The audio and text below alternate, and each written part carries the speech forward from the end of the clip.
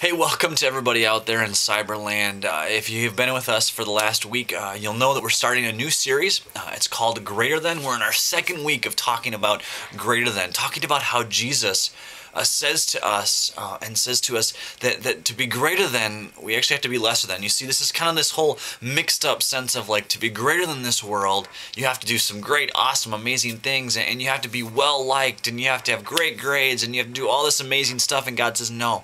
Jesus says no, it's not that. Being great is actually being lesser than. Being great means actually being a servant. That's what we're going to talk about this week. We're talking about these two topics of serving and being served. And to kind of get us thinking about this process, I want to talk to you about this. Think about it from this perspective.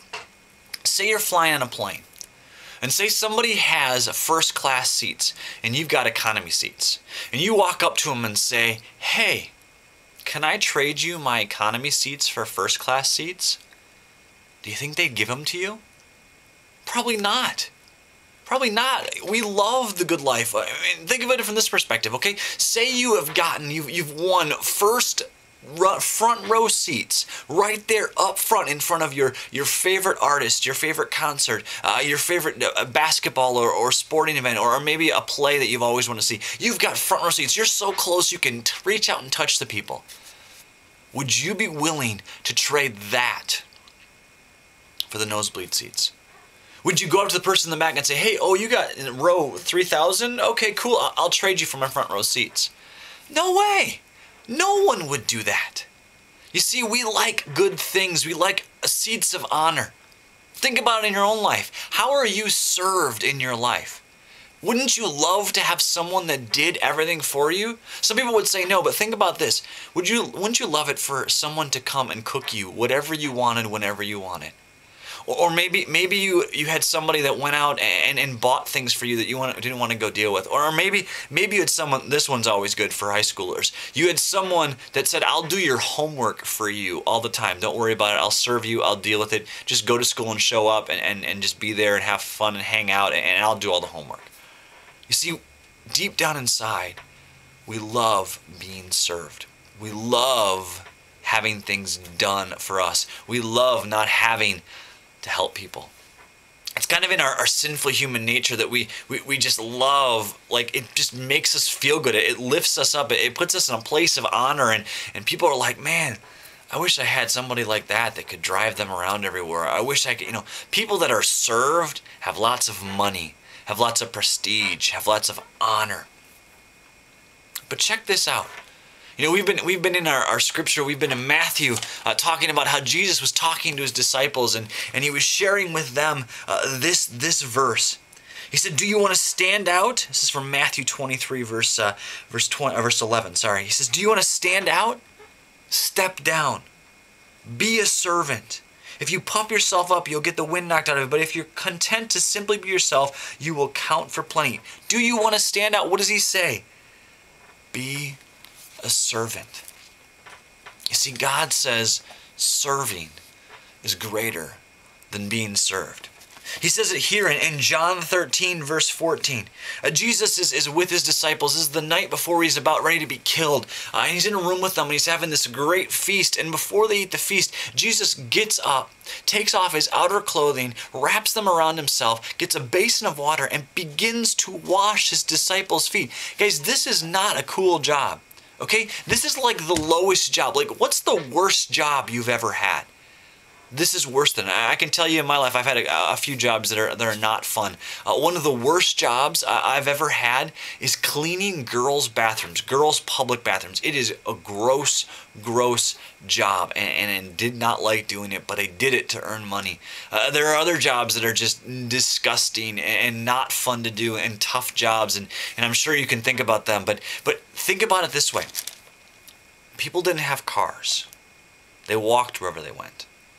And it was warm and hot and sweaty, and their feet, they just had a little bit of sole and strap around their sandals. And feet washers had to wash those feet. Think about it this way: The animals that they rode or took along the paths, even themselves, they didn't go have bathrooms. They went to the bathroom right there on the road. These people are walking through dung and dirt and just disgusting stuff, and their feet are slimy and grimy and sweaty and gross, and a foot washer's job was to clean those feet.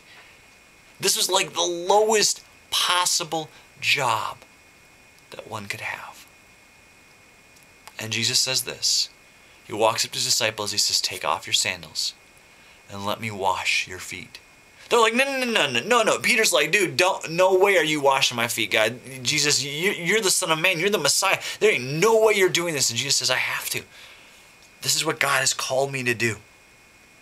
And he goes and he proceeds to wash their feet. And then he says this to them afterwards in verse 13. He says, you call me teacher and Lord, and rightly so, for this is what I am. Now that I, your Lord and teacher, have washed your feet, you also should wash one another's feet. I have set an example for you that you should do as I have done. Truly, I tell you, servants are not greater than their masters, nor are the messengers greater than the one who sent them. Now that you know these things, you will be blessed if you do them. Jesus is saying to these guys, now that I have done this, now that I have washed your feet, I want you to go and do likewise. I want you to go from being served to serving others. This is a great thing. You know, there's a modern example of where it's better to serve rather than to be served. Now think about it this way. If you're playing tennis, which side do you want to be on? Do you want to serve or do you want to be served? If you really play tennis, you know that being served is the worst position because you have to guess how things are coming at you and dodge and move and prepare. But if you're serving, you have options. You in many ways are in control. It's kind of like when it comes to serving and being served. If we're being served, we're just consuming. We're just taking what's at us, and we don't know how it's going to come at us. It's all about us. It's all about puffing ourselves. It's all about making us look better. But if you are serving, man, you're in the thick of it. You get to see God working. You get to see how he manipulates things and grows people. If you're serving, you get to see lives changed. You get to work and grow and invest and become even more connected into this whole thing that's called spirituality and God and the world we live in. You get to see people that are hurt and in need and do something about it. You see, Jesus was talking about this in Matthew chapter 20. He said these things to his disciples and to those around him. You see, a mother had come to him and said, I want my kids to be in a high authority. I want them to be served. I want you to serve them, God, and put them in a high place. And he says, no. I don't get to decide that. But then he says, instead, whoever wants to be great among you must be a servant. And furthermore, whoever wants to be first must be your slave, just as the Son of Man did not come to be served, but to serve, and to give his life as a ransom for many. Jesus' whole purpose of coming to this earth was to serve. It wasn't about him being served.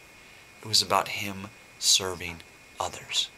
There are a lot of examples out there of how people serve and how awesome it is. One of the best ones I've ever seen is actually a new song by Matthew West. And if you want to check it out, you can check it out on the address that's down here. You can watch it. It's a great story, but basically it's the story of a young man named Dax who's 13 months old. His family finds out he has a form of cancer that cannot be cured. And basically the family knows they're going to lose their son within days, weeks, or months. This is around September. Well, the family decides that they want to have one last Christmas for Dax, so they go and they bring the Christmas tree down and they celebrate in their family, and word gets out that this is happening. And the community gets behind this, and people in the community start putting up their Christmas lights in October so that Dax can have one last Christmas. People come over and give presents and spend time with this family and build relationships with them. They don't even know these people. People around the world were putting up their Christmas lights so that a 13-month-old could have one last Christmas. You see, here's the thing. They could have served, Dax. It could have been all about being served. Dax could have gotten amazing presents. He could have done amazing things. He could have gone around the world. But guess what?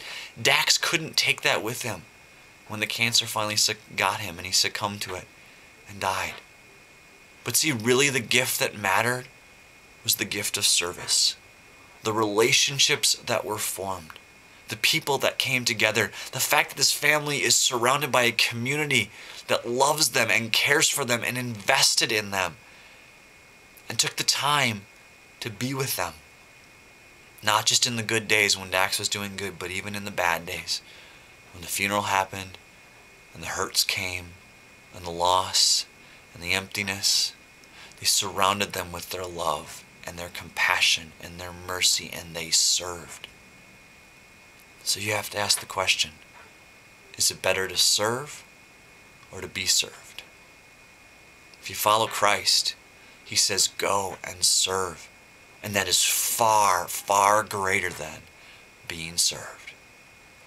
You can consume, be served, but it will never, ever fill the void that is there, that can be filled when you serve, when you invest in others, when you invest in God's ministry and serve.